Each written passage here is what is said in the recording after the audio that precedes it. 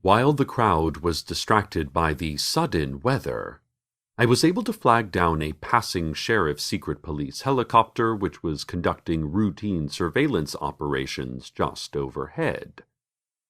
I explained to the officers inside, all of whom were wearing loose-fitting gowns and Richard Nixon masks, that I was in need of a lift to the radio station for important community reasons.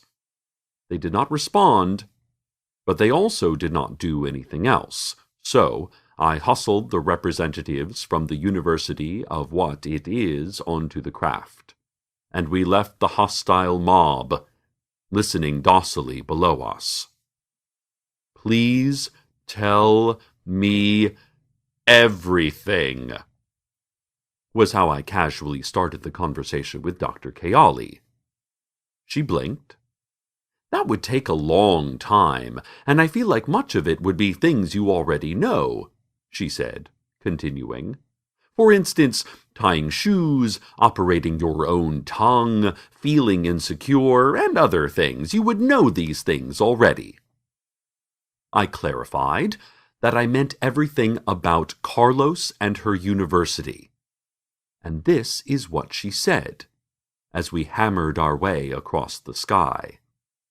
She actually shouted it to be heard over the rotors, so this is what she shouted. She shouted that she is from the University of What It Is, and that they have been looking for some time for a faculty member named Carlos, who is a professor of science. He has been missing for decades, and they were getting very worried. They had no choice but to hire a new professor of science, but it isn't going well, because the guy they hired is a new media artist interested in collage as it intersects with social media, and he isn't even sure what science is. They don't know why they hired that guy. It had somehow made sense when they did it. She told me, in a quieter voice once we had landed near the safety of the station, and had decided that the sheriff's secret police were not going to prevent us from leaving the helicopter, she told me that if this is how our town treats outsiders, then Carlos is in more danger than she thought. I told her that Carlos wasn't treated that way, that he was well loved by everyone, and especially loved by someone. And she said, sure. But she didn't sound like she believed it. And then she said that there was much she needed to do, but that they would make sure Carlos found his way to safety. And they were looking forward to him taking back over the one class they have on science, because the new media artist guy is really messing it up. She said she had to go, but gave me her card in case I ever wanted to get in touch with her. I imagine that I definitely will. So there it is. So many questions, so many possible answers, and like the title of that much-beloved picture book classic, how many lies? Listeners, I do not know everything about Carlos, and he does not tell me everything. That is okay. We are not one person. How lonely that would be. A couple who has made themselves one so completely that they are once again alone. We are two people, separate, unique, and joined only where we choose to join. I don't know what is his affiliation truly to the University of What It Is. Perhaps I will never know. But I can know about the taste of food he has made me, or the feeling of his hand in mine, or the absence of his hand not in mine. I can feel the distance between us, and I can know that that distance, viewed properly, is no distance at all. But still, I think I'll keep Dr. Kayali's card handy, just in case I ever need her or what she knows. And that time may come. Certainly, so many other times I never even thought possible have come before it. With Carlos out of town, I've gotten kind of isolated, a little hermit-like lately. I need to get out. This year's homecoming means more to me than ever. I told my friend Diane Creighton about Carlos and how much I miss him, but how proud I am of the great work he is doing. I fell asleep easily that night. I dreamed of sun, of being with Carlos again, of a lighthouse that was not a lighthouse, of a world that is not anything at all.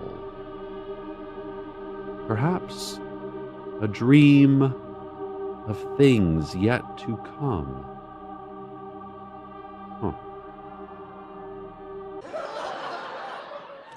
What about a science club? Well, why would we want a science club? Because science is important, Steve. We need science. Kids should learn science. It helps them. It's very good for them when they need to. What is it? How does it help them, Cecil? What does it help them do? I don't know. Something good. Science is good. I like science. Science is good for all of us. Now, Mark Twain was wise enough to know that libraries are a bad idea. Listeners, I'm going to call my boyfriend Carlos just to see what he thinks. I mean, I know he's only a scientist, but he might have some good ideas about how to handle these unholy beasts.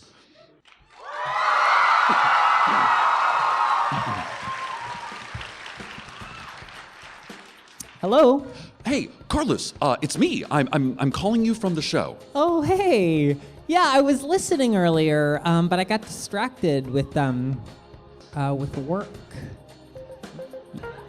Yeah, I'm standing in front of a row of beakers with different colored liquids, intermittently rubbing my chin and writing down long, complex equations. And there's a giant computer next to me too, with several blinking buttons. Well, you're obviously hard at work.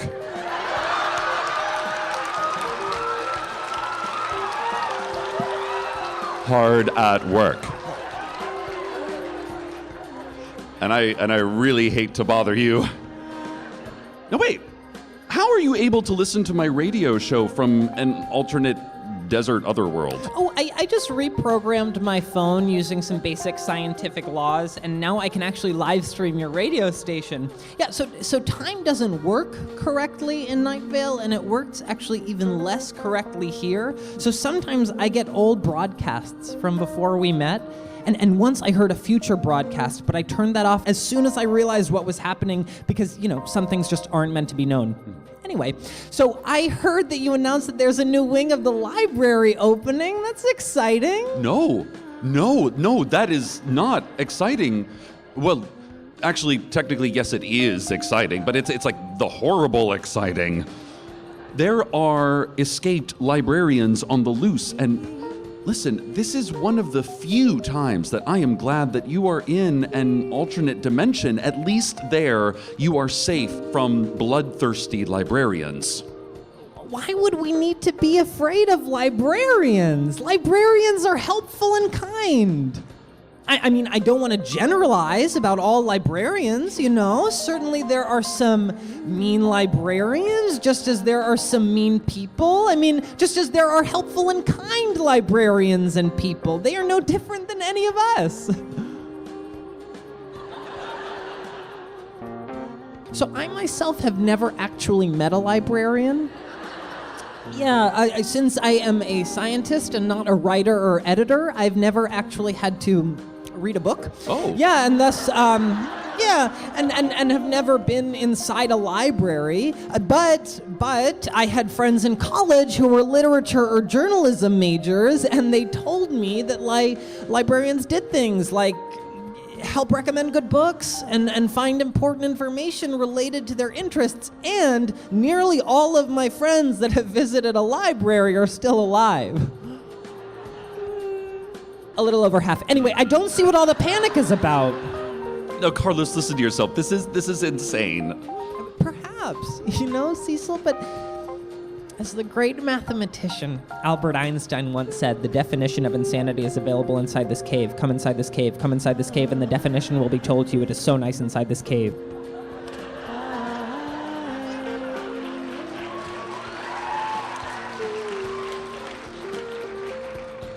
True.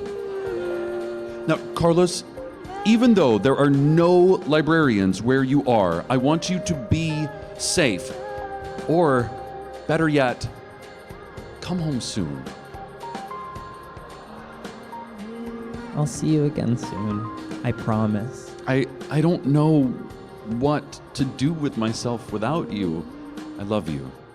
I love you too.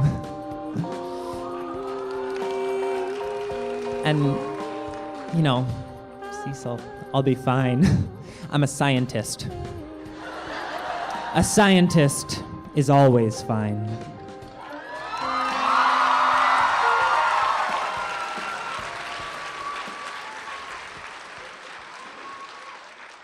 Well, listeners, I have to say, I certainly feel better having talked to Carlos, even though I have learned absolutely nothing new about the escaped librarians. I have felt disconnected lately. My being has been split between the here and the now, and the there and the now. My relationship with Carlos currently exists within the idea of distance, within the concept of space, rather than in any specific place.